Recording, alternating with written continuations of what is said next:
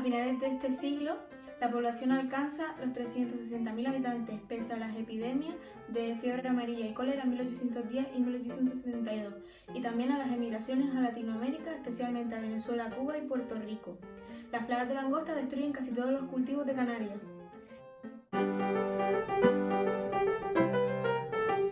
A raíz de las Cortes de Cádiz, el canario deja de ser habitante de una colonia y puede acceder al poder. Desaparecen los señoríos y Canarias se convierte en una provincia más. Esto tuvo importantes repercusiones, dividiendo a la población en liberales y absolutistas. Cabe destacar que en las Cortes de Cádiz participaron 4 diputados canarios, que son Ruiz de Padrón, Santiago Key y Muñoz, Pedro Gordillo y Ramos y Fernando de Llanera y Franchi. Además, surge la rivalidad entre Gran Canaria y Tenerife por hacerse con la capitanía y hegemonía de Canarias, la ley de Puertos Francos y el ciclo de la cochinilla. Más tarde llegan los cultivos de plátano y tomate. Las exportaciones de vinos con Inglaterra aún se producían en Canarias.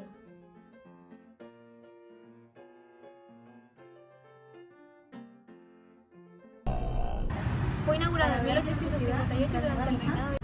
El mercado de Vegueta. Fue inaugurado en 1858 durante el reinado de Isabel II. En aquella época las comunicaciones eran muy difíciles. A mediados del siglo XIX había un grave problema de desabastecimiento en las islas, por lo que se creó el primer mercado central en la capital, ya que era donde se concentraba la mayor parte de la población.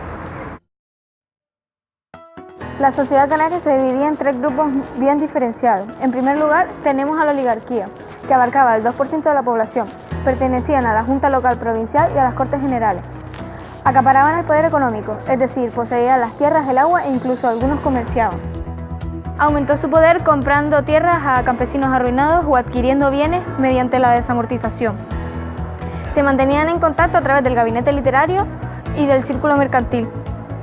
Luego le siguen los comerciantes, empresarios, funcionarios, mandos militares de baja graduación y a mediados del siglo la burguesía agraria. Entre ellos no existía ninguna conciencia de clase y no presentaban ninguna inclinación política común, se dividían en progresistas y conservadores.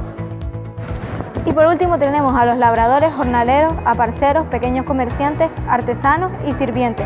Abarcaban el 85% de la población, vivían en condiciones precarias y estaban explotados y la única salida que veían eran las emigraciones hacia Venezuela especialmente.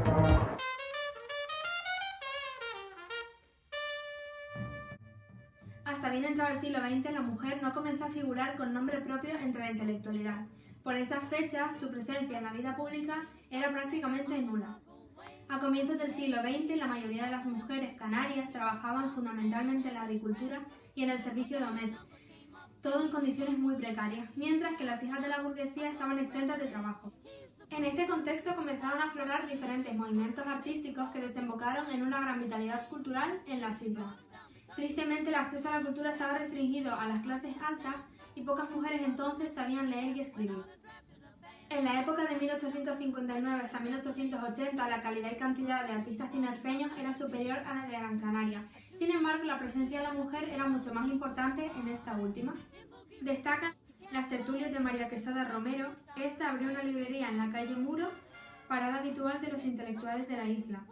Otra figura muy conocida fue Pilar de Lugo Eduardo, una pintora romántica. Doña Carlota de la Quintana y López de Rollave fue la primera médica de la isla.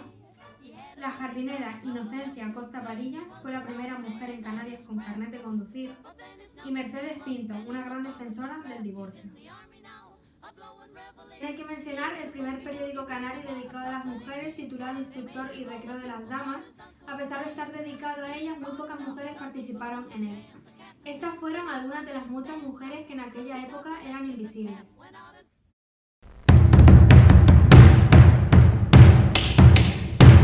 Para entender mejor el tema de la agricultura, mejor cambiemos de vestimenta y de escenario. El cultivo típico de la época de Canarias a mitad del siglo XIX era la cochinilla. Este insecto significó el renglón más importante de la exportación agrícola en Canarias. El ciclo empezó hacia 1830 y duró hasta las últimas décadas de ese siglo. Hundido el negocio de la cochinilla, se pensó en el plátano como cultivo dominante. Se trajo de la Conchinchina una variedad de plátano con gran éxito en las islas. Sin embargo, fueron los ingleses los que fomentaron su cultivo. Desde 1888, tras la desaparición de la cochinilla, hasta la primera década del siglo XX, sobrevino un marasmo económico, pues el tomate y el plátano, los nuevos cultivos de exportación, no se habían afianzado en las islas. Ante la incertidumbre, muchos agricultores orientaron sus plantaciones hacia el consumo propio e insular. En resumen, tras la crisis de la cochinilla, junto con el vino, productos casi únicos de exportación, se produce una orientación hacia los nuevos cultivos de mercado que dominarán las exportaciones en el siglo XX: la papa, el tomate y el plátano. Además, entre finales del siglo XIX y principios del XX, se intensifica la presencia inglesa en las islas, sobre todo en la ciudad de Las Palmas. Por otra parte, a excepción de grandes extensiones de terrenos que pertenecían a grandes propietarios, el resto estaba dividido en pequeñísimas fracciones que poseían infinidad de pebujaleros y personas con poca fortuna. No usaban más que el arado común y sencillo tirado por un par de bueyes o vacas. Para remover profundamente la tierra utilizaban la azada, para si esta era suelta, y la vara y el pico si esta estaba más apretada. También utilizaban la hoz para segar la cebada, el trigo y el centeno. Y por último, para extender los abonos sobre los terrenos, utilizaban las palas de madera. También hay que hacer mención de la barrilla. El uso principal que se le daba a esta planta era quemarla y recoger sus cenizas con una gran cantidad de sales alcalinas, de las cuales se obtiene la sosa, un producto muy apreciado en el siglo XIX porque de él se podían fabricar jabones. Se cultivaba y se exportaba en grandes cantidades a varios países de Europa, sobre todo a Inglaterra. También sus semillas se utilizaban tostadas y molidas para hacer gofios, sobre todo en Lanzarote y en Fuerteventura en épocas de hambre.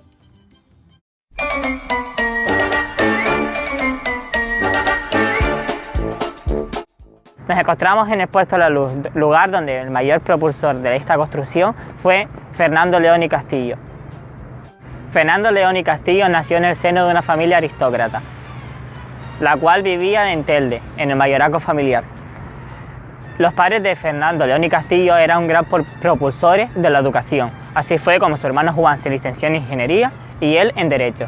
Los principios de política de Fernando se iniciaron en la universidad, en la Asociación Científica. Tras finalizar su licenciatura en Derecho, Fernando León y Castillo empezó a trabajar en El Imparcial, la revista de España, y como director de Las Canarias. Sus campañas políticas, como la Revolución Gloriosa, fue la que les llevó al puesto de gobernantes de Granada y de Valencia. Con una mentalidad liberal fue nombrado ministro de Guía. También llevó a cabo la división provincial. Más tarde sería nombrado representante de España en Francia, donde más tarde moriría.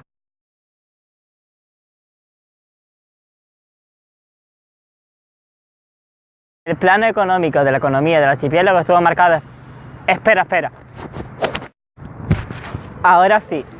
El plano económico en Canarias estuvo marcado por una nobleza poco emprendedora que condenó a los habitantes del archipiélago a la emigración. La construcción de los puertos francos mejoró la forma de vida en las islas, pues abrió las puertas al comercio internacional. La introducción del plátano y el tomate como cultivo, el aumento de la población y el establecimiento de compañías internacionales también ayudaron al cambio notable en la sociedad. Aunque se mantuvieron cultivos como la cochinilla, el mercado creció diversificándose y con él su ganancia. Canarias se beneficiará del proceso de volver internacional el sistema capital a través de los fenómenos coloniales e imperiales del siglo XIX.